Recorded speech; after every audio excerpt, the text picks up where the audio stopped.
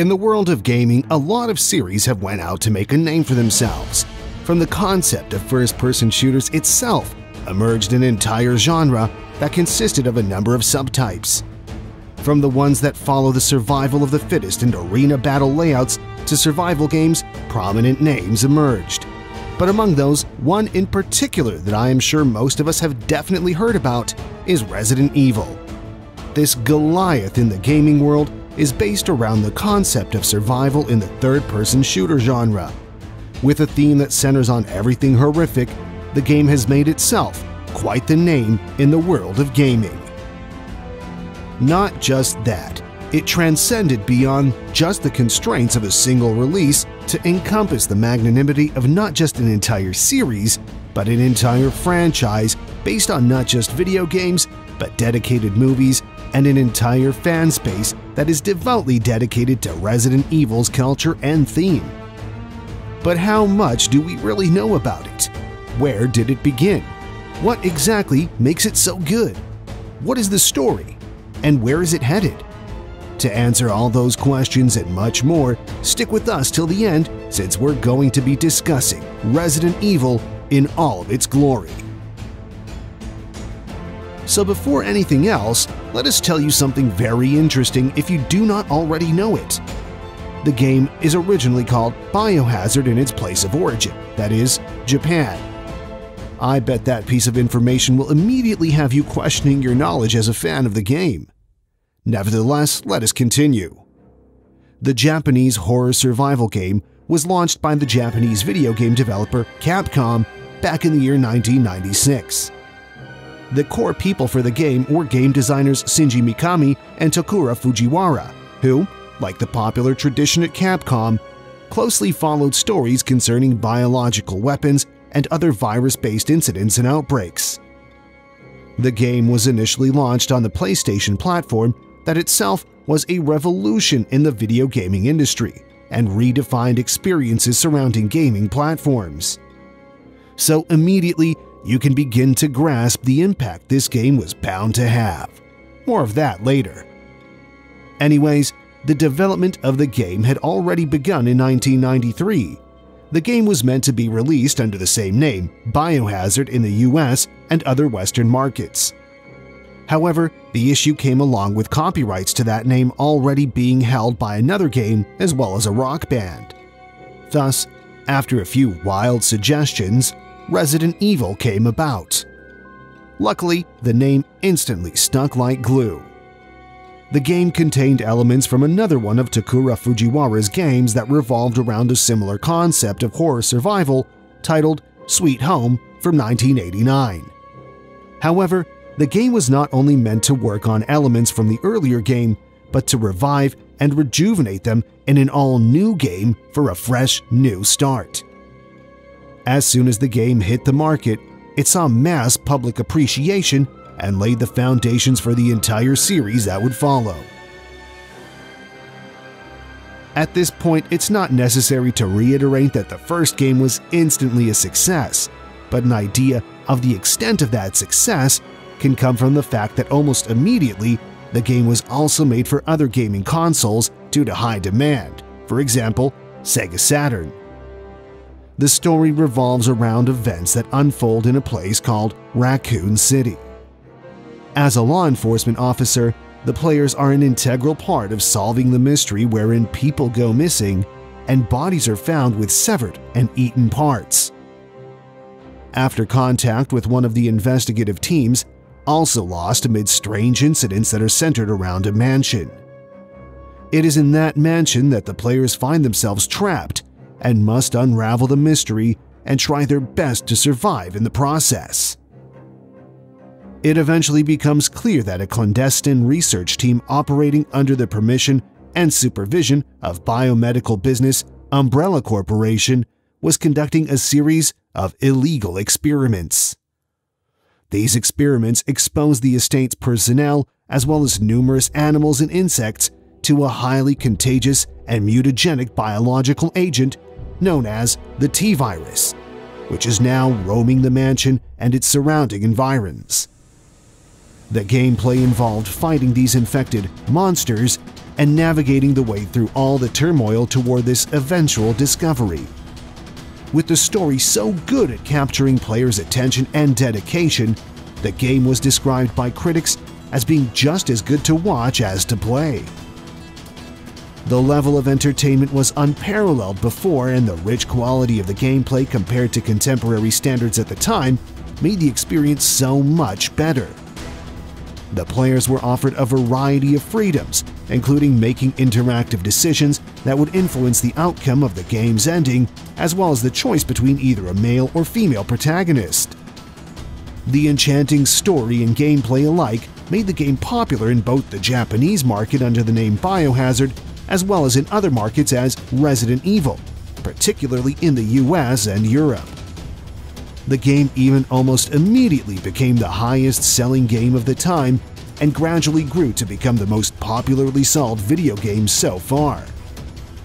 The original PlayStation version of Resident Evil was well received, with an average Metacritic score of 91 out of 100 based on 8 reviews. PC and Sega versions were also increasingly becoming popular, and there was a demand for the game on each console. As early as September 1996, the very same year of its release, the game had already grossed over 1 million sold copies. By December, that number had more than quadrupled and amassed its developers a revenue of over $200 million.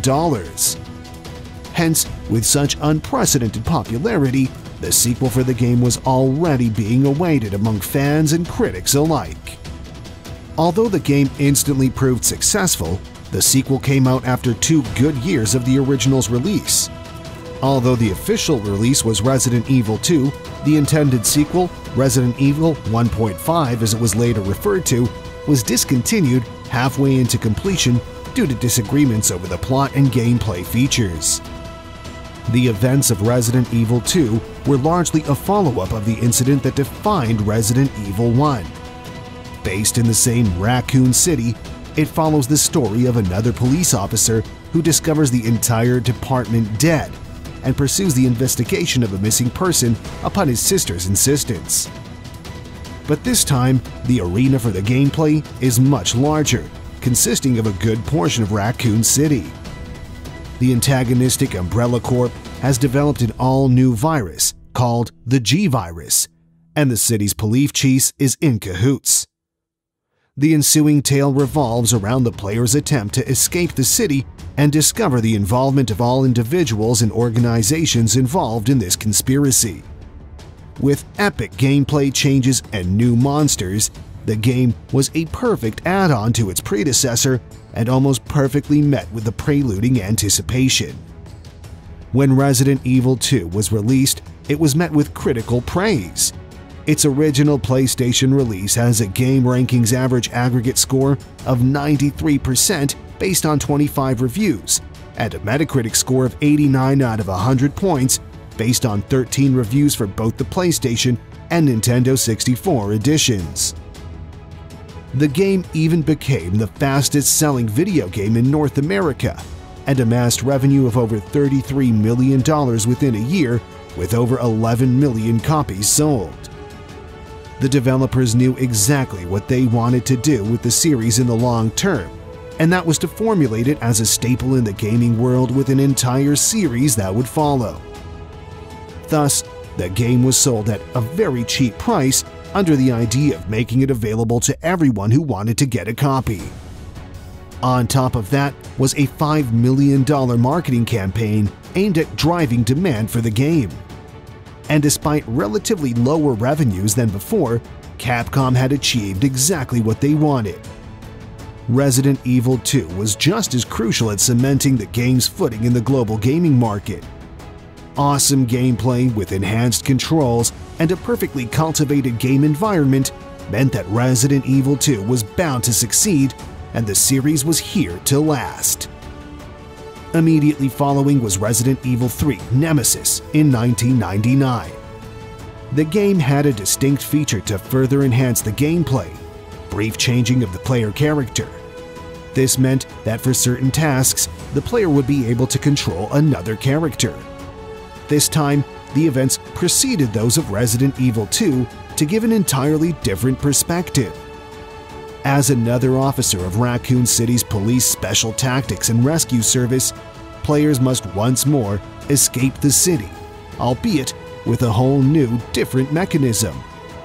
The gameplay included a round of new features, including a distinctive dodging action. The gameplay was even further improved, and key people in the gaming industry at the time, such as GameSpot's editor James Mielke, called the game superior in terms of gameplay and control features as compared to its precursors. Even the graphics were phenomenal, in fact, unparalleled at the time. The attention to detail made the scenario even more encapsulating. The game was later released on Windows and Dreamcast in 2000, and the graphics were sophisticated further to give an improved three-dimensional experience. Resident Evil Code Veronica, the fourth in the game series, was developed for the Dreamcast and published in 2000, followed by Resident Evil 2 and Resident Evil 3 Nemesis ports. Resident Evil Code Veronica was then re-released in Japan for the Dreamcast as Code Veronica Complete, with a few tweaks, most of which focused on the plot sequences. Later, under the title Code Veronica X, this enhanced version was released to the PlayStation 2 and GameCube. The series following three games, a remake of the original Resident Evil and the prequel Resident Evil 0, both published in 2002, as well as Resident Evil 4, were all released as GameCube exclusives at the time. Resident Evil 4 was eventually published on a variety of platforms, including PlayStation, Windows, and even the Wii, allowing for more accessibility. Resident Evil Survivor 2 Code Veronica and Resident Evil Dead Aim, the sequels, performed admirably. In 2003, Resident Evil Outbreak was released as an online version of the game, allowing players to interact on a larger arena than in the conventional game and also to freely deviate from the mainstream restrictions of the storyline. It was the first game in the series, as well as the first survival horror game with cooperative gameplay. Resident Evil Outbreak File No. 2 was released as a sequel. Resident Evil Operation Raccoon City, a third-person shooter developed by Slant 6 Games and published in March 2012 for the PlayStation 3, Xbox 360, and Microsoft Windows, was announced by Capcom in March 2011.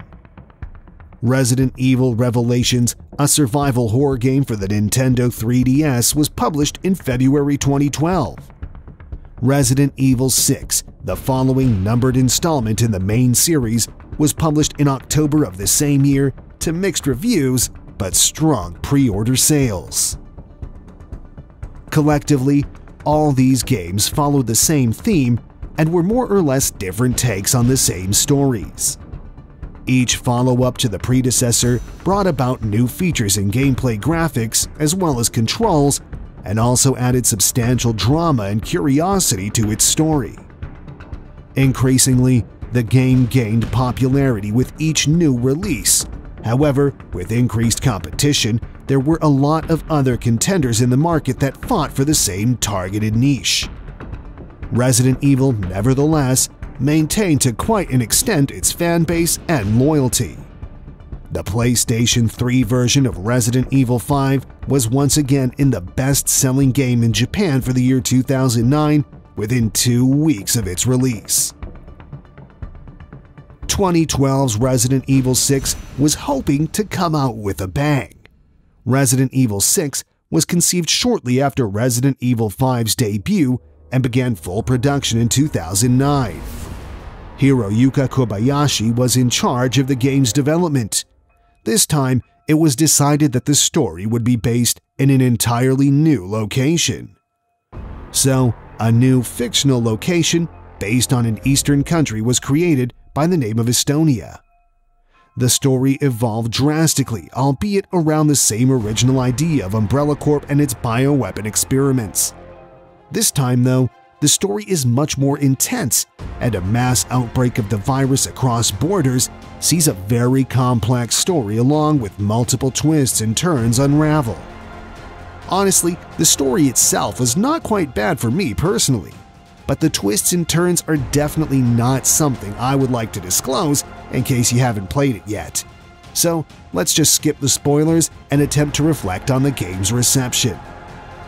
Resident Evil 6 got mixed to mediocre reviews, according to review aggregation website Metacritic. This was partly due to the gameplay losing the differential factor that Resident Evil games traditionally had compared to other shooting games. Thus, it seemed more generic overall. It was not at all bad though, because the graphics and controls were rather amazing. There were little inconsistencies, but the game was not entirely that bad. Capcom stated in May 2012 that the game would sell 7 million copies by the end of the fiscal year. However, due to the game's poor reception, the firm decreased its projections to 6 million copies. Capcom stated that the game had sold 4.5 million copies globally upon its debut, setting a new record for the business and renewing hopes for onlookers and creators alike. However, in the end, the sales did not fare as well as expected, and Capcom had to release a statement admitting to poor management of the game's sales as well as its marketing, and vowed to improve any further sequels to the game. With the next addition to the series, Capcom certainly took its time. The pace so far was perhaps a bit too quick for developers to keep up with expectations, owing to the initial successes were growing exponentially, and the developers had become overconfident in their abilities to produce quality gaming content. In 2015, Resident Evil Revelations 2 came out. This time, the game was divided into 4 comprehensive episodes covering a much broader spectrum of possible experiences and much more detailed gameplay as well as the storyline. The game was set between the events of Resident Evil 5 and Resident Evil 6. It's theorized by some fans that this came about as an effort to bridge the gap between former disappointment in fans and critics and an attempted revival. The trailer had already come out by late 2014 and featured another playable protagonist called Carrie, who was joined by Natalia Corda, the latter being a girl with supernatural abilities. Again, the story is pretty complex and we will not go into those details to avoid spoilers. Each of the 4 episodes were released with a small time gap. The story received a lot of praise, and there was general appreciation for the game as a whole, despite minor errors with the graphics. The game was once again one of the best-selling in its time, and really contributed towards rejuvenating Resident Evil's standing among fans and critics. Although not formally Resident Evil, Capcom went on to release Umbrella Corp in 2016 as a spin-off to the Resident Evil series. It is a zombie-themed competitive multiplayer shooter. Players take on the role of a mercenary from one of 2 organizations, and they must work together with their fellow mercenaries to destroy all enemy players. Players can select whether to play in first-person or third-person perspective. It was largely designed to be an unexplained derivation from the original series and act as a buffer between Resident Evil Revelations 2 and its eventual successor, Resident Evil 7 Biohazard. Resident Evil 7 was released in Japan in January 2017 for Microsoft Windows, PlayStation 4, Xbox One, and Nintendo Switch, and in May 2018 for Windows, PlayStation 4, Xbox One, and Nintendo Switch.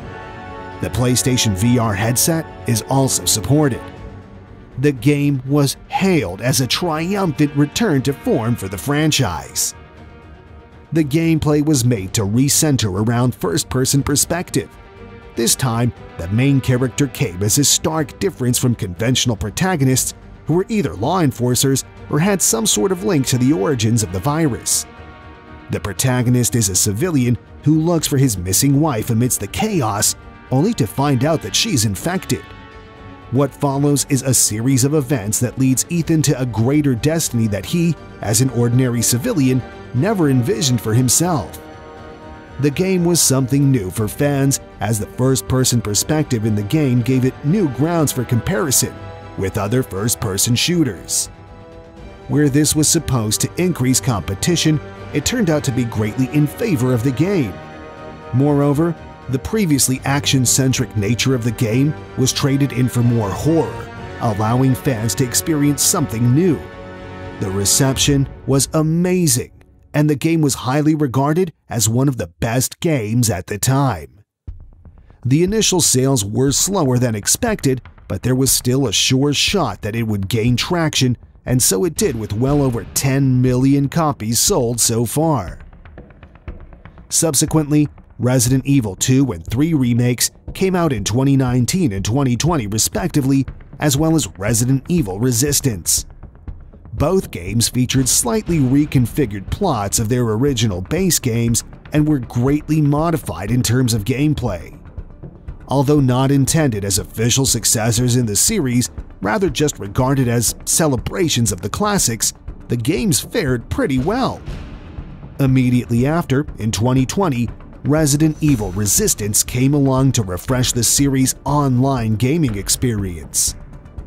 A deviation from the mainstream plot of being the good guys, the game instead focuses on the events prior to 1998's infestation of Raccoon City.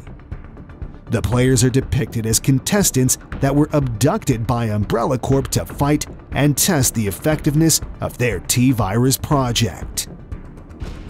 As late as 2021, however, the series' latest edition, Resident Evil Village, has been released and is pretty much the hot topic in the gaming world these days. Since the game is still fresh in the market, it's best to avoid going into details of the story. However, if you're active on the internet, you probably have seen a few of the characters and memes or something by now. You know, characters like Lady Dimitrescu. Anyways, the game so far has had fairly decent reviews on Metacritic, and the reception has been generally positive throughout, albeit it seems to be leaning back towards the overall action-centered gaming genre. Resident Evil has really been a very important element in the overall evolution of gaming, especially shooting games. The enriched experience has helped time and again raise the standards out of necessity in the competitive gaming markets for other developers to keep up with. Interestingly, the game is also very important in further catalyzing the position of Japanese developers in the global video games market. Today, the name Resident Evil is almost coherent with horror and survival to any seasoned gamer who hears the name. In fact, this is also partially due to the reality that Resident Evil was, in fact, the origination of the survival horror shooter subgenre in gaming. The game reintroduced zombies to popular culture at the time in an all-new light, whereby formerly they were restricted only to film and literature. This further promulgated the incorporation of zombies in further aspects of interactive media. Resident Evil has been largely successful in reshaping the world of gaming in more than what we just talked about. As one of the most popular games on PlayStation and similar consoles time and time again, the game has allowed players to experience the pinnacle of those consoles and the maximum subjective utility they can get out of them. Even more so, this relationship between Resident Evil and gaming platforms or consoles is one of mutual benefit. Not only did they greatly enrich the gaming experience on these consoles, but the series' initial success is owed partly to the timing of its release. When the first game came out in 1996, the PlayStation was still a relatively new console. The game was one of the earliest of its type to be compatible with the platform, and hence was one of the foundations of the gaming experience that could be expected of these platforms. Resident Evil's gameplay was almost synonymous with PlayStation, so it is safe to say that it came out at the right time. But to appreciate Resident Evil whilst remaining only in the domain of video games would be rather unfair. So, it is necessary that we also discuss the effects the concept of defining this game had on popular culture at the time. The game immediately sparked fascination surrounding its storyline. So, a number of novels came out to further promulgate the formation of an entire culture based on Resident Evil.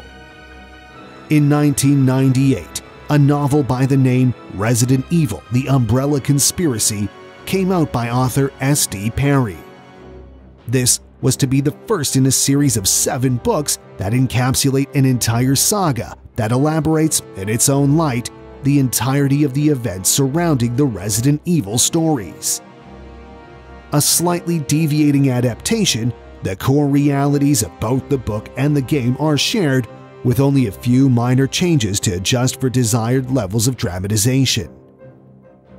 Following Resident Evil: The Umbrella Conspiracy, the other novels are called Resident Evil: Caliban Cove, Resident Evil: City of the Dead, Resident Evil: Underworld, Resident Evil: Nemesis, Resident Evil: Code Veronica, and Resident Evil: Zero Hour.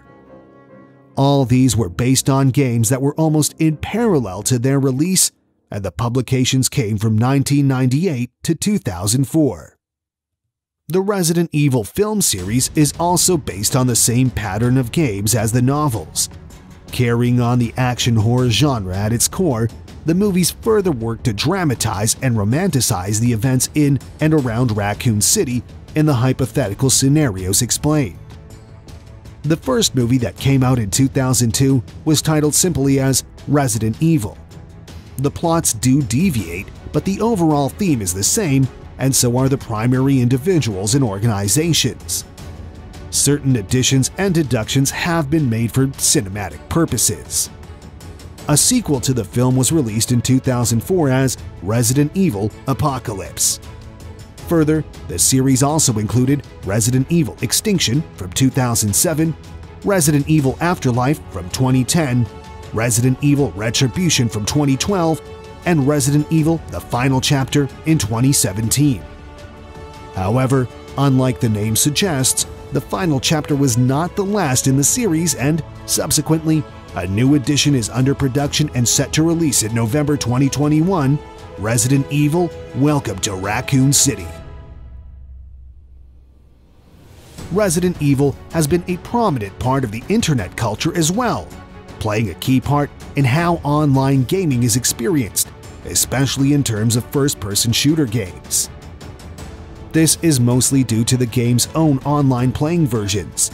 However, the game is also the topic of widespread discussion on a number of online platforms, and also a source of entertainment in the form of not only adaptions, fanfictions, and as a part of the online gaming culture, but also in the form of something very integral to social media and the internet nowadays: memes. If you've not seen a couple of them recently circulating about Lady Dimitrescu, then you've not seen enough of the internet yet. Seriously though, Resident Evil has been a very important mention in online discussions of different gaming-centered platforms with dedicated websites and forums for the entire series, as well as many of its different parts. This is once more a reflection of how integral a part of the larger gaming community Resident Evil has become.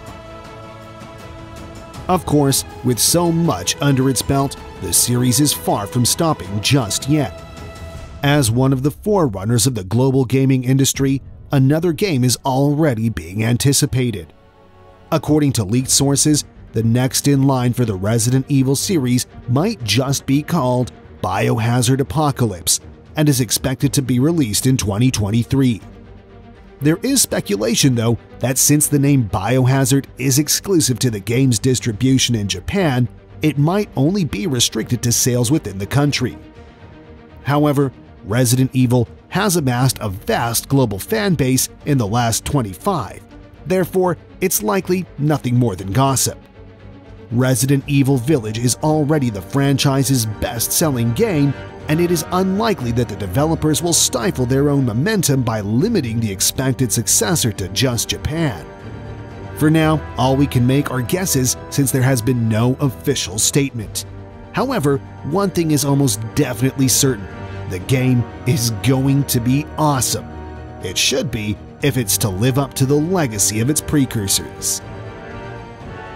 Well, with that, I think we've talked about a lot of things. Honestly though, there is still so much more that can be said. But for anything further, you should probably subscribe to our channel and hit the bell icon so you can stay updated. As for the video, leave a like if you enjoyed it. Comment to let us know what you think. Thanks for watching.